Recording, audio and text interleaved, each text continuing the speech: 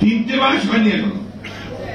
এই 3টে মাসের মধ্যেই আমাদের সেই আসল চেহারা বেরিয়ে আসতে শুরু করে। এইরকম চেহারা নিয়ে কোনদিনই সাফল্য অর্জন করা যায় না। যতই বড় বড় কথা বলি, যতই লম্বা লম্বা বক্তৃতা করি, বিশ্বকে এক করার চেষ্টা করি, হয় না। আমার নিজের ঘরেই যদি আপনার সেই বিভাজন থেকে যায়, বিভেদ থেকে যায়, আমি সেটা কখনোই ঠিক করতে পারবো না। আমি যে প্রশ্নটা আপনাদের সামনে তুললাম তার কারণ আছে।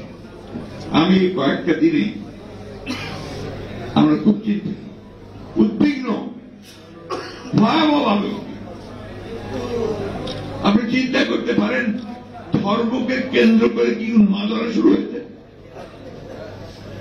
বাংলাদেশে। আপনি চিন্তা করতে পারেন যে মুক্ত স্বাধীন মিডিয়ার জন্য, প্রেসের জন্য, সময় পাওয়ার জন্য আমরা এতদিন লড়াই করলাম, তারা অফিস পুড়িয়ে দিচ্ছে। এই বাংলাদেশ তুমি আমি দেখতে চাই, আমিও ধরতে চাই না। আর কি উন্মাদনা, কিছু সংখ্যক মানুষ আছেন আপনাদের সোশ্যাল মিডিয়া, আমি দেখি না সবাই, যখন দেখি আতঙ্কিত হয়ে পুড়িয়ে দাও, জ্বালিয়ে দাও, এই ধরনের কথা ভাবছে। সেখানে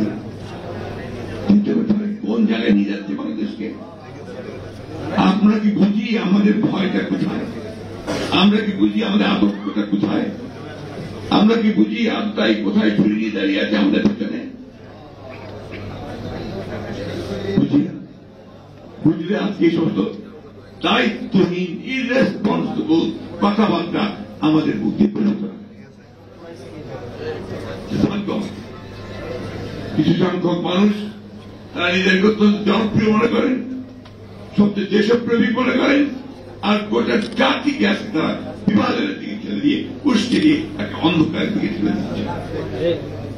আপনারা গভীরভাবে চিন্তা করবেন।